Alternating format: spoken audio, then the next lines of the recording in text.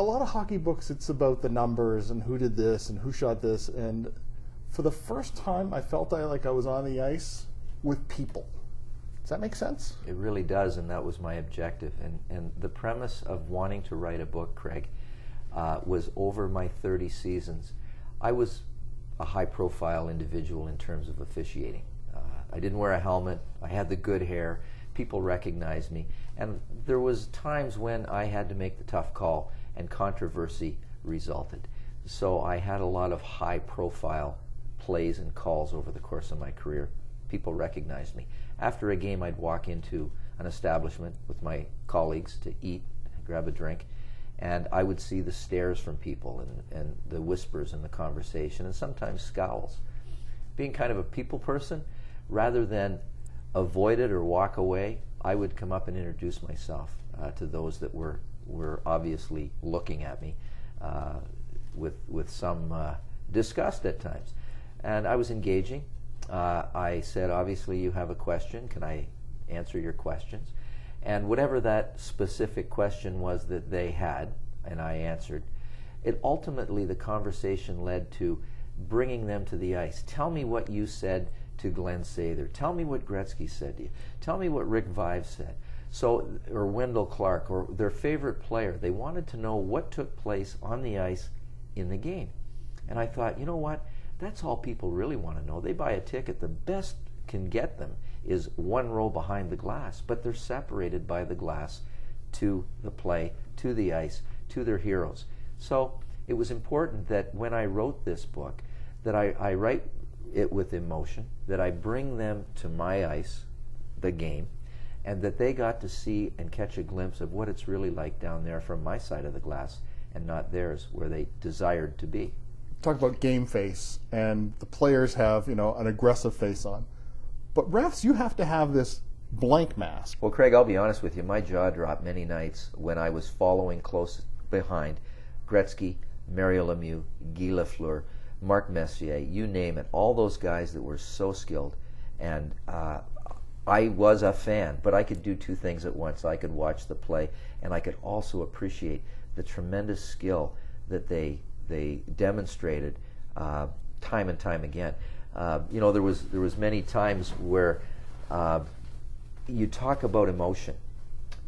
The game is emotional. Players have to play with emotion. Coaches have emotion.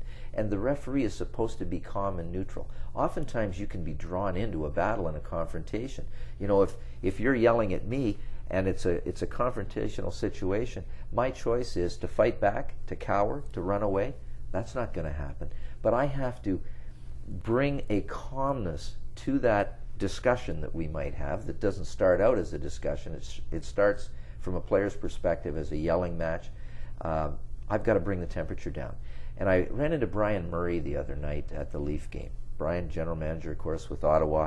He was coaching the Washington Capitals when I started, and was an emotional coach. And he was getting all kinds of bench penalties. He would stand up on the bench and the boards and wave his arms and flap and scream and spit, and ultimately would get bench penalties. So I thought, there's got to be a better way. One night in the Cap Center, he got up on the boards, was complaining and screaming at me. So I thought, I'm going to develop a relationship with this guy. Find a better way. Bench penalties don't work. So I skated up to him with my palms open. If I point my finger at you, that's antagonistic. If I put my fists and clench them, that's confrontational. Open palms is peace. It's, we need to talk.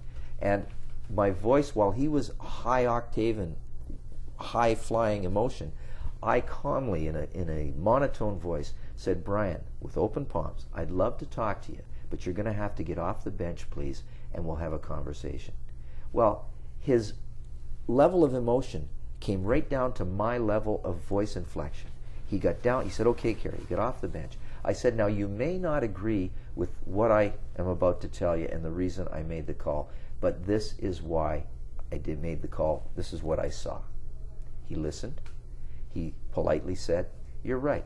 I don't agree with what you just said, but thank you very much for coming over and explaining it to me. That instance set the framework for our relationship from that point forward. Quick note, the hair. What's with the hair? Well, you know, I've had different hairdos, but when I first came in for a long time, I had the Beatle cut look. And, you know, it hung straight. My hair is like limp and hangs straight, and I've got cowlicks all over the place. So I just let it hang and, you know, keep it off the ears. Well, my wife, Kathy, said, listen, you got to change. This Beatle look thing is long overdue for a remake. So we went to Florida, and she, during a break in the season one year for an event, All-Star or something, and we ran into Mike Keenan there and Dave Brown and their wives, and Kathy took me into a salon and said, we want to do a changeover here. So it ended up being blown back. Well, my first game back in Madison Square Garden, the house lights were down, and the Islanders were playing the Rangers. And Pat Price was playing defense for the New York Islanders. Well, with the house lights down, the players all came on and couldn't see anybody, and all of a sudden up came the house lights, and I saw Price look at me like I had two heads. He did a double take and was confused as to, who is this guy? He skated over me. He says, holy cow. He said, I didn't even recognize your phrase. He said, what'd you do, ride over in a convertible? The hair was blown back. So that was the changeover, and it just sort of, I trained it, and it ultimately became my mojo, my mantra. Until they covered it up with a helmet, which they covered the national treasure. The book is The Final Call, Hockey Stories from a Legend in Stripes. I've been speaking with the author and man with the nicest hair in the NHL, Kerry Fraser, and Kerry Fraser's The Final Call, published by Fenn, McClelland, and Stewart.